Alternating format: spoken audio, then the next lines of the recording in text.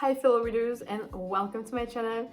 My name is Marie and today I am making a video where I'm not going to be nice. I am sorry in advance about that. We are going to be talking about my winter TBR. This is a little wrap up of the winter TBR that I announced, like the books that I said that I would read. Read most of them, did not enjoy most of them. So winter is coming to an end. Spring is going to be there anytime soon. And it's about time I do a little review, a little wrap up. So without further ado, because I don't want this video to take forever, we're gonna start. I'm gonna start with the books that I have left to read. Didn't get to Los Fosiles y Nuestra Evolución. I think I'm gonna stop putting Spanish books on my TBR because I just never read them. This is non-fiction. I don't like non-fiction. I know I'm going to love this book. It is so interesting and I want to read it so bad. I just don't like non-fiction. I have no idea where I'm going to get to it and I probably will not have finished it by the time spring is here or even by the time next winter is here. So I haven't read this one. This is the last book in the TBR that I have to read. It's Shadow Frost. I started it. I am already positive that I am not going to like this book. It is fantasy, okay? It's been on my TBR like forever, literally forever. I just learned that this is the first book in a trilogy. My girlfriend gifted me this book. She didn't know that I had no idea what it was about. She didn't know that I put it in my wish list only because of the cover. And she got it for me and she was quite proud of herself. And she's very mad at me that I still haven't read that book. And I kind of want to give it up. I kind of want to sell it. I have to read it first though, because otherwise she's going to be very mad at me. And who knows, maybe it'll be a nice surprise. I don't think it will. Then I started reading this book again because I DNF'd it in 2022. Not because I didn't like it, I DNF'd it because I was getting ready to go live in another country. I didn't have much time to read and then I left. And then I lived in another country for a year. So let's just say I forgot about this book. I was very, very excited to get back into this book. I am not going to finish it. I just can't. The main character is annoying as hell. I don't know why I enjoyed this book back in 2022. I'm tired of reading books that I don't like, so this one will not be read. Then I read Jefferson, which is a French book that you cannot find in English, but for those of you who are French and who are watching my videos in English, this was the only book by this author that I have not read because it's my favorite author. Okay, Jean-Claude Mourlevat wrote one of my all-time favorite books, or my all-time favorite book. And this was the only book that I hadn't read, so I picked it up. I was like, this is gonna be great. I was bored. I didn't like this book. It felt off because I love the writing of that author, and in this book I found the writing to be really poor and I don't know why, and it's bothering me. So there's other books in the Jefferson series. I will not be reading them. I did not enjoy this one. Then I read The Old Man and the Sea, which is a very small book. This is one of the few books okay, I'm gonna be honest, I only liked 2 books out of 12 from that TBR. So this is one of the books that I liked. It was not life-changing, it was not life-altering, it did not make me think about things too hard. The inner monologue was really fun. It was fun reading this book. Nothing more, nothing less, not much to say about it. It was just the inner monologue was interesting, and even though it's just an old man talking to himself for 3 days straight, it was never boring, you know. I was hooked with that book, and I'm glad that I finally got to reading this classic. Then I finally read Lord of the Flies by William Golding. I think that is the last one that I read from the TBR.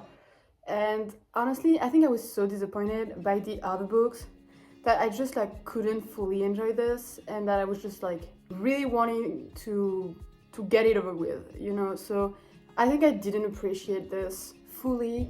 You can't really appreciate it anyhow because it's such an horrible story, so I don't feel that bad about it. It's basically a bunch of kids that find themselves stranded alone in an island in the middle of the ocean. They have to get organized to survive, and they are divided by fear, hunger, thirst. So this book really triggered something in me, and I think that was the whole point of it. So It's not that I did not appreciate that book, it's just like I was so done with the winter TBR that I just like flew through the pages. I was in a hurry to finish this because I just want to move on. I read The Starless Sea by Erin Morgenstern. I'm sorry, I'm smiling, but it's not because I like it. It's just like it's a nervous smile because I'm about to beat the shit out of this book. If you follow my Instagram account, you basically already know a little bit of what I'm about to say. Here you follow the story of Zachary, who is at his university library, and he picks a book at random, and in that book he finds an excerpt from his own life, like something that he's lived. So like the book is kind of about him, and that feels weird to him, which obviously it would if it happened to you. So he's gonna go on this journey to find what's going on. It's gonna lead him to like a underground secret society called the Starless Sea, like the harbors, where it's like a big giant library underground. I like Erin Morgenstern's writing. I really loved The Night Circus, which is the reason why I bought this book in the first place.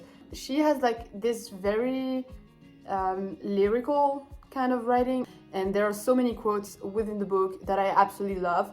But other than that, there's really like nothing special about it. I have a problem with this.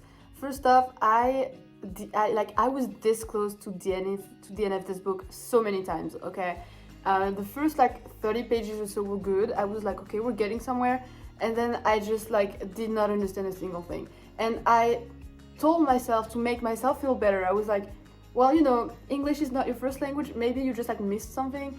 And English is not my first language. Okay, I understood every single word of that book. I understood the hidden meanings. I just did not understand the general story. I don't understand the point of the main character. He's supposed to be a key to resolving like something big, and I don't understand how that works. Like, I don't understand why him. I don't understand what he does that brings the universe back together. Fate and time fell in love, but they can't be in love. Blah blah blah. That felt like really overdone. And also, so apparently fate has been working for centuries in like a plan so they like that she can exist with time and they can be together and be in love and whatever. And Zachary is the key to her plan, and I genuinely do not understand how. And I heard that this book as an audience, like it targets specific people, and obviously I'm not part of that audience. I don't care to be, so I'm just gonna move on now. This one is going. I'm probably gonna get rid of this book. If you guys want to buy it, I'll put my Vinted link down below. But yeah, huge disappointment. I think that was the book that really disappointed me the most. I read Lampie and the Children of the Sea by Annet Schaap. That is the second book that I absolutely loved.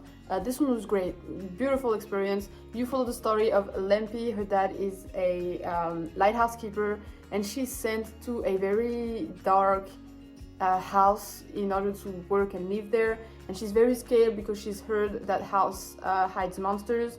So she's going to uncover the secrets of that house that she's being sent to. It's a very, very nice story for kids. I had a great time reading this, and also it has images drawn by the author, and I think that's pretty cool. It always like does it for me when an author can also draw. I think that's so cool, like really.